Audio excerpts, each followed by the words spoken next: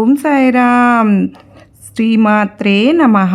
అమ్మ బిడ్డలందరికీ నమస్కారం ఫ్రెండ్స్. ఎలా ఉన్నారండి? ఏం చేస్తున్నారు? మన అమ్మ దయ వలన అందరూ బాగున్నారని, బాగుండాలని మనస్ఫూర్తిగా అమ్మవారిని కోరుకుంటూ, అమ్మవారి కరుణ కటాక్షములు మనందరిపైన నిండుగా మెండుగా ఉండాలి అని మనస్ఫూర్తిగా అమ్మవారిని వేడుకుంటూ, మన జీవితంలో ఏ సమస్యలు ఉన్నా కూడా తొలగించేది మన దుర్గమ్మ తల్లేనండి. అది ఉద్యోగం అవ్వచ్చు, ఆర్థిక కుటుంబ సమస్యలు అవ్వచ్చు, ఎటువంటి సమస్యలైనా సరే మనకు అమ్మవారు పరిష్కారం చూపిస్తూ ఉన్నారు.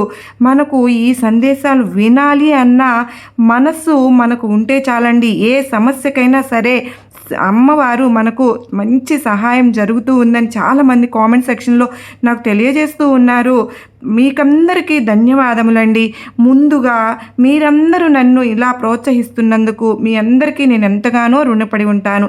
ఈరోజు అమ్మవారు ఏమి సందేశం ఇవ్వబోతూ ఉన్నారు అంటే, బిడ్డ, చాలామంది అనుకుంటూ ఉంటారు కదా, నాకు మటుకు ఎందుకు ఇలా జరుగుతుంది, ఎందుకు ఇన్ని ప్రాబ్లమ్స్ వస్తున్నాయి, నాకు మాత్రమే ఎందుకు ఇలా అవుతుంది అని చాలామంది అనుకుంటూ ఉంటారమ్మా. వారందరి కోసము నేను నీకు ఒక చక్కటి సందేశాన్ని అందిస్తున్నాను అని అమ్మవారైతే చక్కగా చెప్తూ ఉన్నారు ఫ్రెండ్స్. మనం ఎల్లవేళలా కూడా మన అమ్మ మనతో ఉంటే మనకెందుకండి భయం? ఆ భయం లేకుండా ఈరోజు వీడియోలో ఈ అమ్మవారు చూపిస్తున్న కరుణను ప్రతి ఒక్కళ్ళు మనం అందరం అమ్మవారి సందేశంలో ఉన్న పరమార్థాన్ని గ్రహిద్దాం. అంతకంటే ముందుగా మొదటిసారి ఎవరైతే కనుక మన ఛానల్ని చూస్తూ ఉన్నారో ప్లీజ్ అండి తప్పకుండా సబ్స్క్రైబ్ చేసుకుని, మీకు వీడియో నచ్చినట్లయితే చిన్న లైక్ ఇచ్చి సపోర్ట్ చేయండి. అలాగే కొంతమంది అమ్మ బిడ్డలకు ఈ వీడియోని షేర్ చేయండి. మరి అమ్మ సందేశం తెలుసుకుందామా? అమ్మ తల్లి, బిడ్డ, నాకే ఎందుకు ఇలా జరుగుతుందని బాధపడుతున్నావు, నేను అందరితోనే బాగానే ఉన్నాను కదా అని అందరం అనుకుంటూ ఉంటున్నావు అని అమ్మవారు చూస్తూనే ఉన్నారు. చాలా కాలం నుండినండి నేను అమ్మను పూజిస్తున్నాను, ఏమీ మంచి జరగలేదు అని అనుకుంటూ ఉంటాం కదా ఫ్రెండ్స్. వీటి నుండి మనం బయటకు రావాలండి. అనుకున్నా రాలేము అని అనుకుంటాము. అలాంటి వారి కోసం ఒక మంచి కథను చెప్తున్నాను. భయం ఫ్రెండ్స్, మనకు ఏదైనా ప్రాబ్లం వస్తే మనకు ఎలా బయటపడాలా అనేది మనకు అనిపిస్తూ ఉంటుంది. భయం నుంచి బయటపడిన మన ప్రాణం మనం సాల్వ్ చేసుకోవాలి. ఎవరో వస్తారు, ఏదో చేస్తారని కూర్చుంటే ఉండలేం కదండి. అలాగే ఎవరు కూడా మనం నోటితో చెప్పే అర్థం కాదు, ప్రాక్టికల్గా కానీ వాళ్ళంతా వాళ్ళే తెలుసుకోవాలి, కానీ అప్పుడే అన్నీ అర్థమవుతాయి ఫ్రెండ్స్. అలాంటి విషయాలు చిన్న పిల్లలకు కూడా మనం కథలు చెప్తూ ఉంటాము. మామూలుగా అయితే పెద్దవాళ్ళు మాట్లాడుకుంటూ ఉంటారు, మనం మాట్లాడితే పిల్లలకు అర్థం కాదు కదా.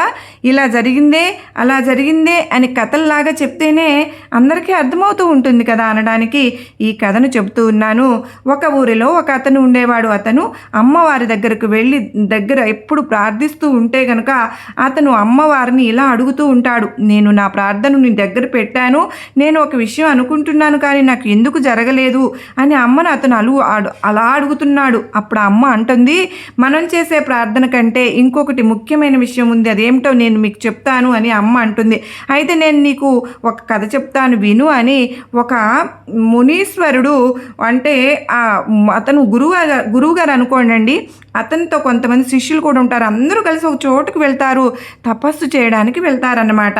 వారిలో ఒక శిష్యునికి నీళ్ళు దాహం వేస్తుందన్నమాట. ఆయన లేచి, గురువుగారు నాకు దాహంగా ఉందండి అని శిష్యుడు అడిగితే గురువుగారు అంటారు, తిన్నగా వెళ్ళు, అక్కడ ఒక నది ఉంటుంది కదా, ఆ నదిలో తాగటానికి నీళ్లు ఉపయోగపడతాయి అని చెప్తారు.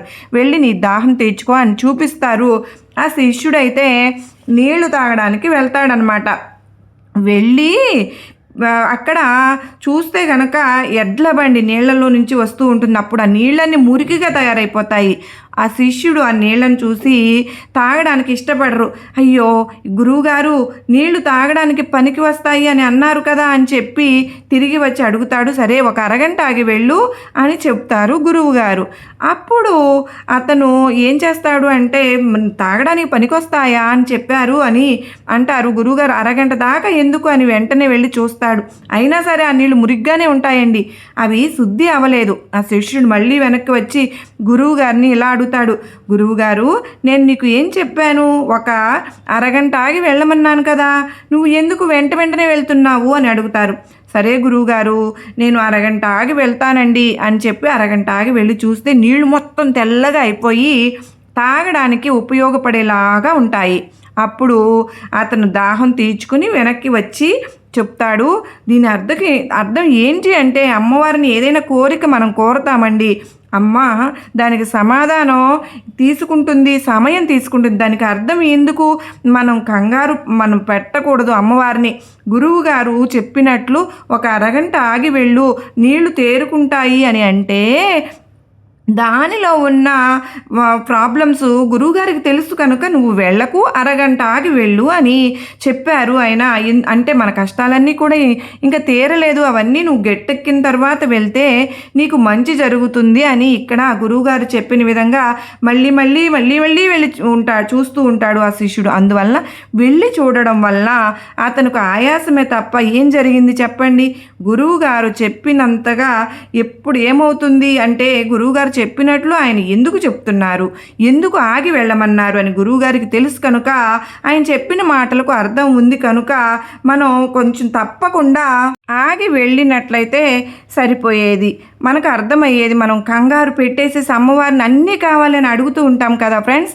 మనకే ఎందుకు అలా జరుగుతుంది, మాకు మాత్రమే అవ్వట్లేదు అందరికీ అవుతున్నాయని మనం అనుకుంటూ ఉంటాము. అలా అనుకోవడం అనేది మన మూర్ఖత్వము. ప్రతిదానికి అర్థం అనేది ఉంటుందని అమ్మ ఎప్పుడు కనుకరిస్తే అప్పుడు మనం అన్నీ జరుగుతాయి, మనం ఏమీ తొందరపడాల్సిన పని లేదు అని ఓపికగా ఉండడం అనేది మనం నేర్చుకోవాలి. త్వరలో అందరికీ కూడా మంచి రోజులు వచ్చి అందరికీ కూడా మంచి జరుగుతుందని అమ్మవారు ఈ కథ ద్వారా మనకు ఒక చక్కటి సందేశాన్ని అందించారు కదా ఫ్రెండ్స్. అందరికీ జరుగుతున్నాయి, మనకు ఎందుకు జరగట్లేదు అని అనుకునే వారికి ఈ చక్కటి సందేశాన్ని అమ్మవారు మనకు ఇచ్చారు ఫ్రెండ్స్. మన కర్మఫలాలు అనుభవించవలసిన సమయం ఉంది కనుకనే మన పనులు అనేవి త్వరగా అవ్వటం లేదు.